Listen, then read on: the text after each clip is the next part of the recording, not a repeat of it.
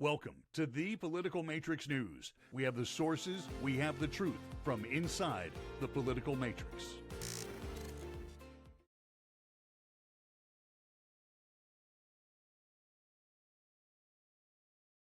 Hello, folks. This is the Political Matrix News, and we are coming to you tonight on August 21st, the third night of the Democrat National Convention.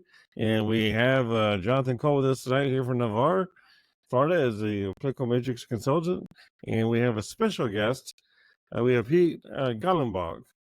And so I think I screwed up your name. No, you did fine. You did just fine. Good? Okay. You did And fine. he's a New York Times bestselling author. He writes quite a few books about sports and politics and crimes, and I mean, it's I've definitely heard of your books. I've read a few of your books. I read your Gators book. American Nero was about Donald Trump and how he was the most criminal worst president that we ever had. I haven't read that one yet. Yeah, I have not read that one yet. I am a Republican of the crew here. Okay. But I'm a quasi-Republican at the same time. But I think, what do you guys think of so far how the convention is going? It seems like a very excited group of people down there in Chicago. Jonathan, you want to go first? You want me to? Yeah. You can go first. To me, it's the most exciting convention I've ever seen, quite frankly. I mean, this is a situation right now where if the Democrats don't win the election, Donald Trump is going to take over this country as a dictator with his Project 2025. He's going to replace all the bureaucrats in the government with his toadies. And so far, he's recruited 4 or 5 million of them to replace the people who are there now. And he's going to make sure that the Republicans remain in office for the rest of our grandchildren's lives. Well, and so how do you think he's going to go about doing that? How is he going to go about doing that? Well, he's got a Supreme Court, which has already said that no matter what he does as the sitting president, he can't be held accountable. And it's not criminal if he does it as a sitting president. So it's very simple what he does. He puts the Supreme Court's going. The same rules are going the same way for Kamala if she's a president. I mean, the immunity thing is just for Trump. It's for any president. Like Camilla's going to do anything. It's not the Trump immunity thing. It's a presidential immunity, issue. I mean, I think. Dream on, Greg. Dream on, Greg. Dream on. Oh, come on. Dream on. Well, I do have little dreams about things. I have nightmares about other things. I have nightmares about, So nobody's got nightmares about a Kamala Harris presidency. Believe me, nobody. I have nightmares about it. Well, that's because nobody has had time to dream about it yet. And so sometimes whenever they start dreaming, you have no idea what they might scream when they're waking up. I do know that one thing is that, with the educational system, it seems to be a issue. All I know is the guy running for president in the Republican Party is a criminal, a convicted criminal. We've never had a convicted criminal. Well, he has a convicted office before. In fact, on September 18th, here's the question for you, Greg. How many years should he be put into jail on September 18th? How many? I'm saying 0. Oh, so he's the only criminal not to have to go to jail? Actually, no, I think he's actually a criminal. He should be allowed to appeal his case and take it to the appellate courts and everything else. Yeah, so he goes to the Supreme Court, Supreme Court will then let him off. I mean, I think that's actually the way it works with a lot of criminals. A lot of criminals get to appeal their cases before they just go into jail. Why would two people vote for a guy who's been a convicted criminal? Why would anybody even want that guy in office ever again? Well, sometimes your convictions, every now and then your juries might be wrong. And that's what the appellate process is for, in order to appeal. 34 counts. 34 counts of felony. It is a very magical felony convictions.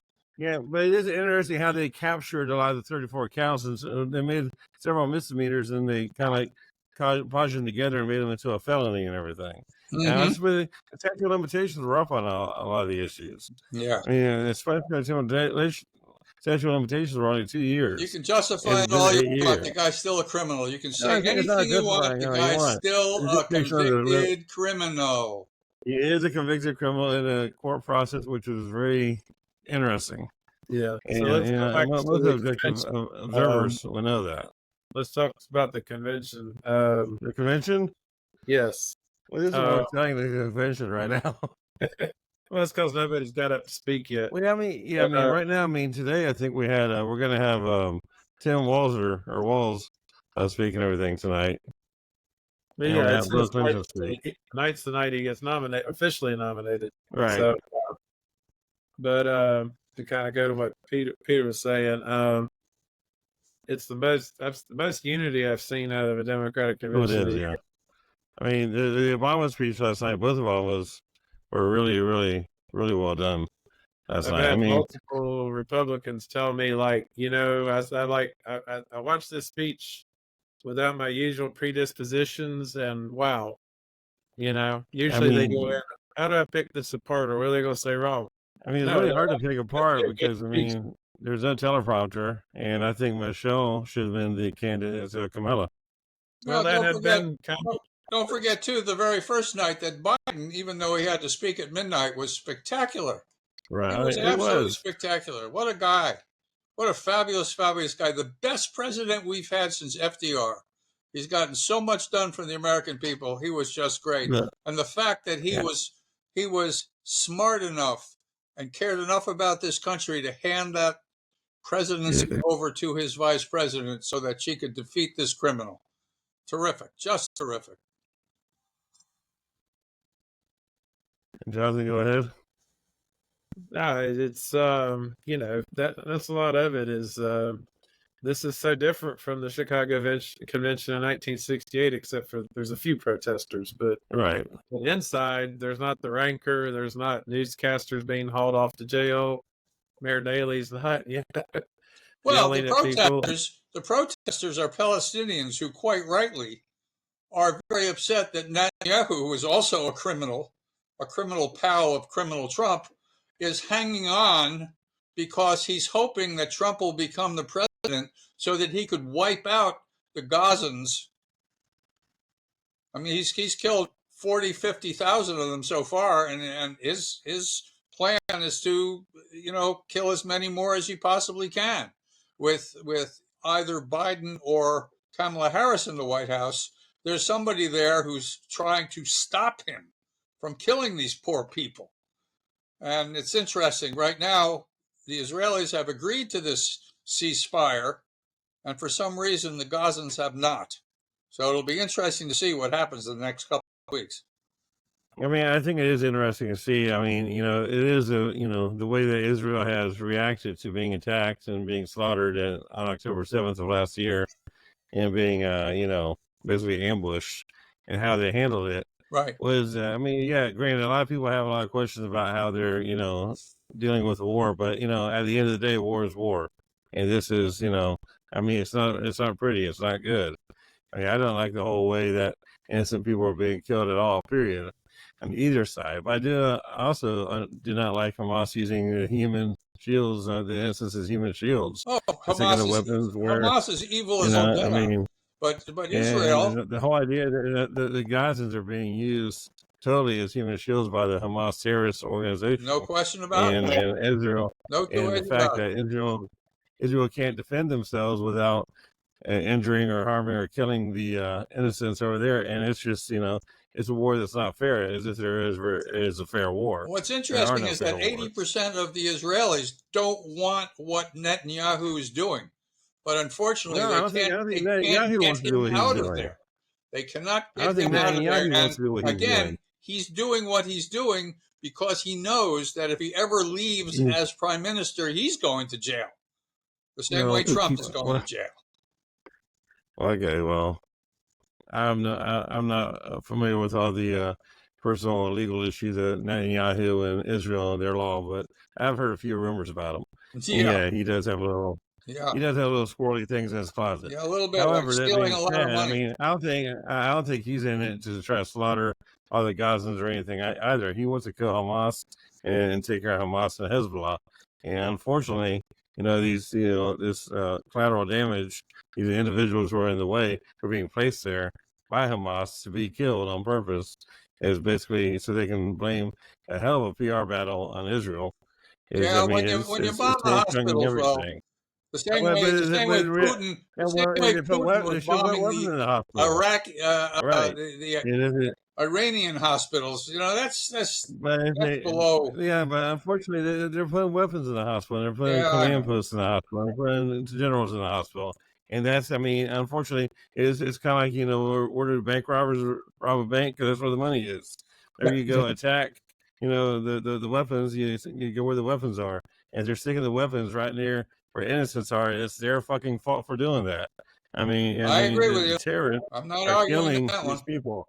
It's not Netanyahu that's killing the children. It's the terrorists and Hamas and Hezbollah that's being funded by other people and being funded by other groups that are killing the children. Let me tell you who's been funding Netanyahu. Let me tell you who's been funding Hamas for the last 10 years. Netanyahu's been funding Hamas for the last 10 years. That's what's so bizarre about all this. So is America. So that's America as well. Yep. America gave money as well. That's true. And so, I mean, you know, it's weird how everyone wants to play both sides, but they can't figure out which side's kicking each other's ass. And so, I mean, it's a really screwed up situation over there. But I mean, and that's one thing that's not really talked about during the whole convention. I mean, the protesters are talking about it outside. Yep. But inside, I mean, all they're talking about is, you know, very much the biggest social issues. Abortion. No, somebody was talking about the fact that we should care about the Gazan civilians. There was talk about that. Yeah, but we should care about the Israelis as well. We should care about both of them. You know, I'm Jewish myself, so I mean, I think a few of us Jews should be cared about, as well as the Gazans. And so I think everybody should be cared about. I don't think, you know, this whole war needs to be going on. I think this terrorism needs to be stopped. Right now, nobody's killing the Jews. Right now, it's the Jews who are killing the Gazans. Well, right now, it's the Jews that are trying to kill the terrorists and everything else. And the Gazans, you know, keep getting. They're living right there where all the weapons are. And I mean, it's not like Israel's putting weapons where the innocent Israelis live. You know, it's not like they're like Israelis are not putting weapons in their hospitals and their churches or their synagogues. They're not putting weapons or anything there. You know why? Because they give a fuck about their people. That's true. Hamas doesn't give a fuck about the Gazans, and that's the whole thing. Hamas is killing the people. Hamas is killing the people. Not Israel. Hamas is like just helping them along to their heavenly rewards. So Hamas is basically leading the whole bait. They're leading the whole fishing line. Yeah, I know, right there. They're here. Bomb here. Oh, you kill innocents. Who gives a fuck? Bomb here. You killed a kid. Who gives a fuck? Bomb here. Kill another person. Who cares? They don't care. Yeah. People got to realize it's not Netanyahu and Israelis and everybody trying to kill innocents. It's the evil people in Hamas and Hezbollah that are doing this, and they need to be stopped. And the Gazans need to be helped to turn on them. Why can't they turn on them? As I brought out a few shows ago, we're still talking Hezbollah after the 83 Beirut Marine barracks bombing. Exactly. We still are. Yeah. All the big talk, Reagan didn't do anything to stop them. Yeah, nobody's done a damn thing. No, they're still in power. It's a fundraising battle. It's a fundraising. But also, like I said, Israelis are capable of more pinpoint attacks and a little more discretion than they are. You're right. When they got two leaders and a very pinpoint attack. It's like I said, we have bad intel. I think we have bad intel. You don't have a good pinpoint. Yeah, I'm with Pete on that one. It's schools and hospitals are off limits. Besides, put in your ground forces, sweep it building to building, clear it out. Because it's not a very big place, you know.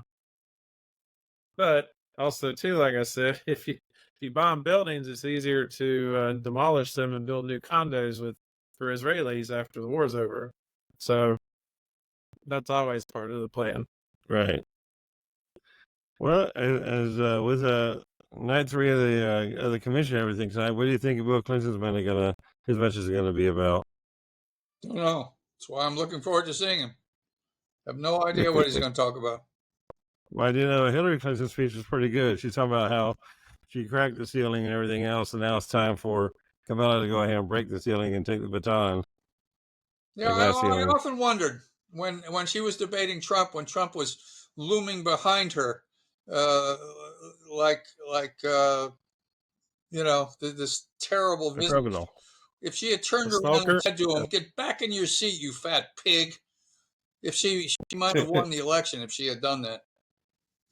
Well, remember when she debated that guy for Senate, and she basically told him to get back on his own side of the stage, and when she was running for the New York Senate. Yeah. And she basically, he was trying to overpower her non-verbally. Yeah. And she basically put him back. And that really got her a lot of votes when she was running for Senate in New York. And so she would have done the same kind of thing with Trump. It might have turned around a lot better for her. Yes. She was much too passive. It was a shame. Yeah. She was so qualified. Somebody said something interesting yesterday, that the reason that Kamala Harris right now is doing so wonderfully well is that it's the notion of change. Hillary's problem was that she was not seen as somebody who was making a change. I mean, obviously, she was the wife of Bill Clinton, who had already been the president. So she was more of the same. And I think that hurt her more than anything else. Right now, Kamala Harris is just, in 1 month, she has taken the Democratic Party, which was pretty much in the toilet. And right now, she's winning most of the states that they need to win. And in a couple of them, she's winning by a lot. So it's just interesting to see. Her choice of Tim Walz is a brilliant, brilliant choice.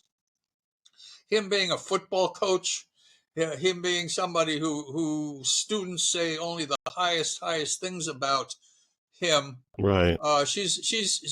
Walz is sort of the perfect complement to her. But what about the negatives on him? What about the negatives on him about him leaving the military early? Yeah, well, that's nonsense. Trying to avoid that's absolutely nonsense. Yeah. He served for 24 years, and at the point he wanted to get out so that he could run for the Congress.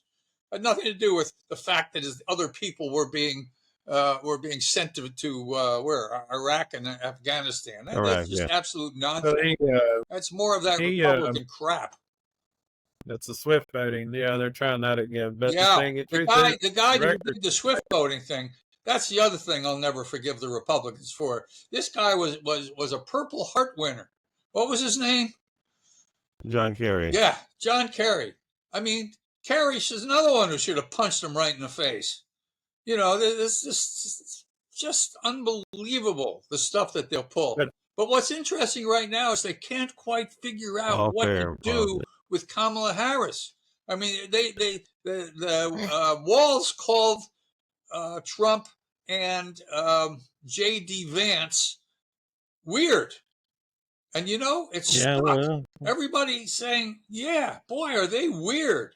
I mean, J.D. Vance, what did he do? He had sex with a couch? I think they're all weird, okay? I think there's no shortage of weird people in D.C., okay?